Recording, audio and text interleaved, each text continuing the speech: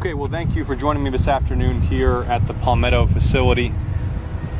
Today's message is maximum pressure. Maximum pressure. I will continue to apply maximum pressure to hold the Postmaster General accountable for his obligation to my constituents. I will continue to apply maximum pressure so that seniors in Georgia are not going without prescriptions, so that small businesses in Georgia are not unable to receive supplies or get products to market, so that voters in Georgia are not unable to cast their ballots timely by mail. Today's message is maximum pressure. I will continue to apply maximum pressure on Postmaster General DeJoy to improve the abysmal performance of the Postal Service here in Georgia. Let me reiterate something that I've made clear throughout this inquiry and throughout this period of abysmal performance by the Postal Service in Georgia. I know and believe that postal workers across our state are working their hearts out every day with the best intentions and the commitment to public service. This is not on postal workers. Postal workers have tough jobs. This is a question of management, competent management.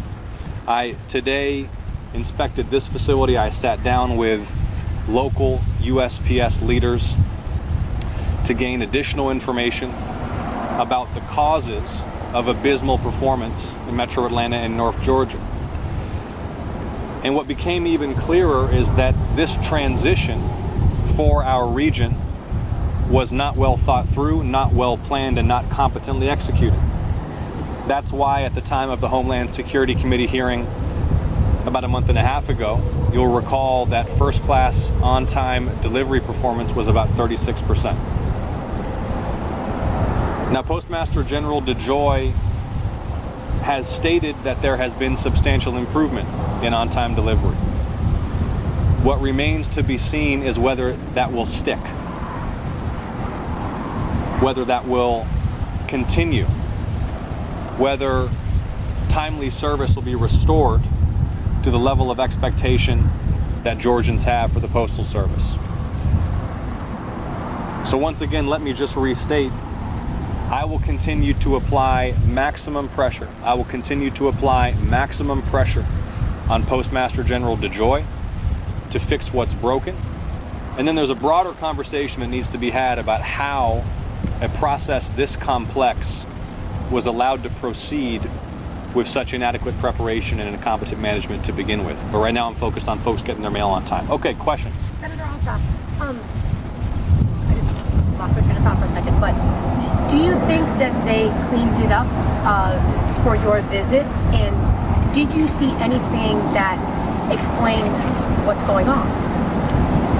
Look, when a member of Congress visits any facility, I just spent the last couple of days at the U.S.-Mexico border inspecting Customs and Border Protection and Border Patrol and State Department facilities. When a member of Congress visits any facility,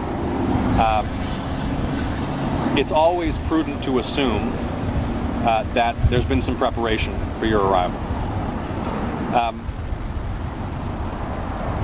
My assessment, based upon the information that my office and I have collected at this time, both today's inspection, today's interviews with local leadership, and all the work we've been doing in Washington, is that this is a failure of management to competently execute a transition across this region, which centralizes this facility in the network at the same time as multiple other facilities are renovated and converted. And it was not properly planned for. It was not properly managed. There was no one in charge, and the results have been devastating for Georgians. Senator Ossoff, Rob Durienzo with Fox 5 here. I'm curious, do you think at this point Louis DeJoy should lose his job? Well, here's the thing about the Postmaster General is that the Postmaster General cannot be fired by the President. The Postmaster General cannot be fired by the Congress. The Postmaster General can only be fired by the Board of Governors of the U.S. Postal Service.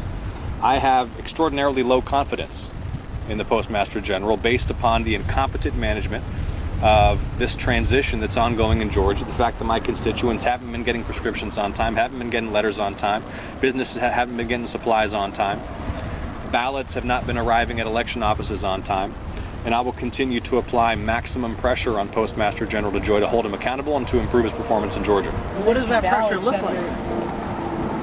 I will sustain... I mean, what are the actions you can take or the things you can do to support? Well, I think that you've seen over the last few months a robust and unrelenting level of scrutiny that my staff and I have placed on Postmaster General DeJoy and the USPS institutionally in order to ensure that their feet are held to the fire and they're held accountable for failures and held accountable to improve performance, and that will continue. And this visit today was part of that. Do you have confidence this will be fixed by the November election so we don't run into ballot timing issues?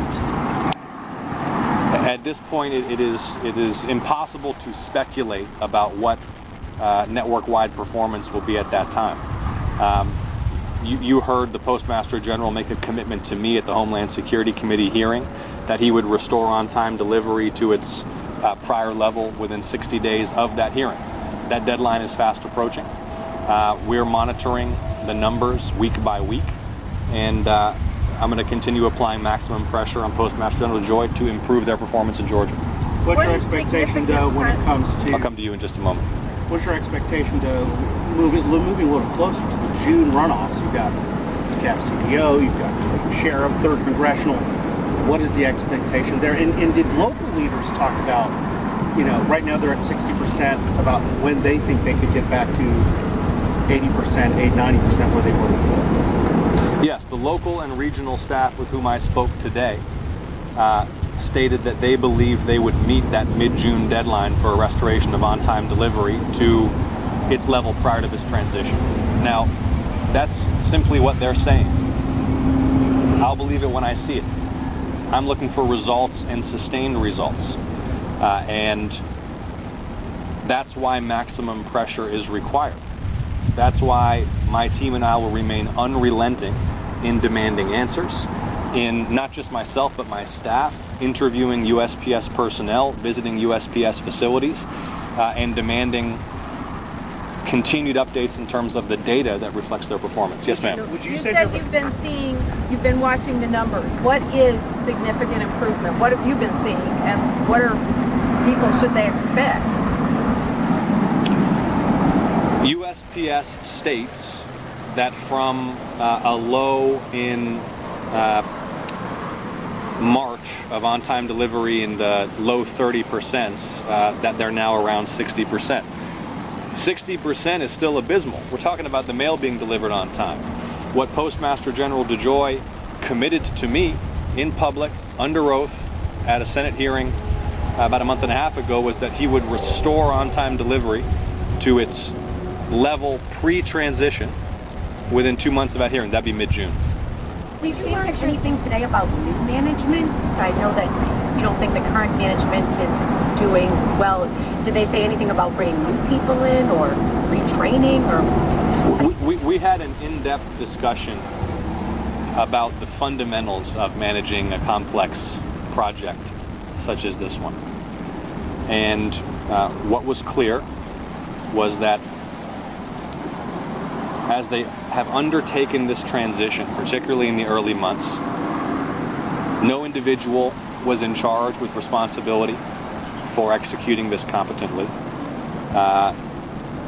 Postmaster General DeJoy and his management team had not seriously grappled with the implications of trying to do all of this at once. They had not seriously grappled with the retraining that would be necessary in order for staff to become comfortable in a new facility and on new equipment. And they badly underestimated how disruptive this would be to the timely delivery of mail in the metro area. I'm going to continue to investigate those underlying causes, but my first priority is putting maximum pressure on the Postmaster General to restore on-time delivery of mail to my constituents. we have 11 elections. Okay, Rahul.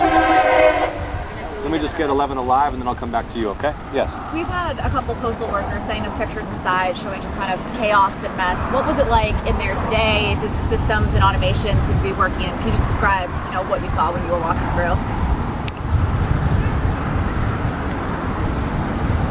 There were no obvious and immediately apparent and highly visible examples of malfunction. We were not here at peak operating hours for the facility. Much of the activity at the sort of industrial scale takes place overnight. Really, the most significant benefit of today's visit was the opportunity to sit down with the local management and local leadership and ask them tough, direct questions about how the problems that have been so systemically encountered throughout this transition were not anticipated and not properly managed through. Sir, do you know why Okay. we weren't allowed inside with you? We encouraged USPS to grant press access. That's a decision that they make, and you should put that question to them. Yes, Rowan, you get a follow-up. What should runoff voters do for vote absentee? Should vote absentee or not? Well, look, in addition to prescriptions not arriving on time, in addition to businesses not getting supplies when they need to, what's more fundamental than participation in our democracy? I would encourage folks who plan to vote by mail to do so as early as possible and to vigilantly monitor the progress of their ballot or make plans to vote early in person. Have you spoken with the Postmaster General since that hearing to follow up and see if he thinks that deadline's still possible? We've exchanged correspondence. My staff is in daily contact with his staff. I've not had a follow-up conversation with him directly yet. Are there any updates on staffing shortages at this facility or any others? I would refer you to USPS on specific staffing level questions.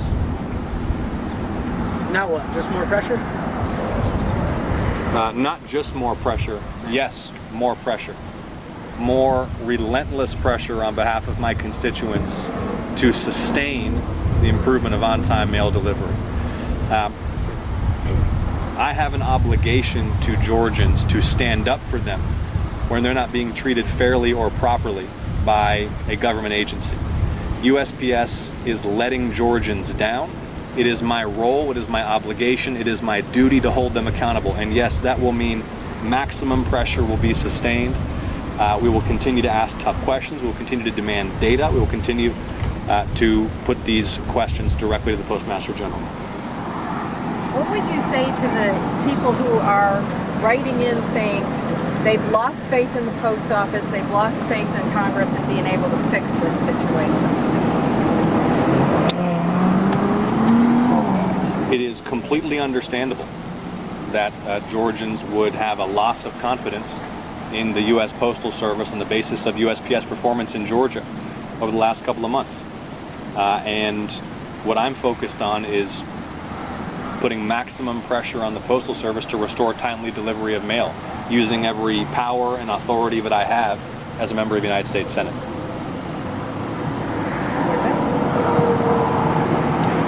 Rahul, I see you hungry for another one. You get the last question, Rahul. Go ahead.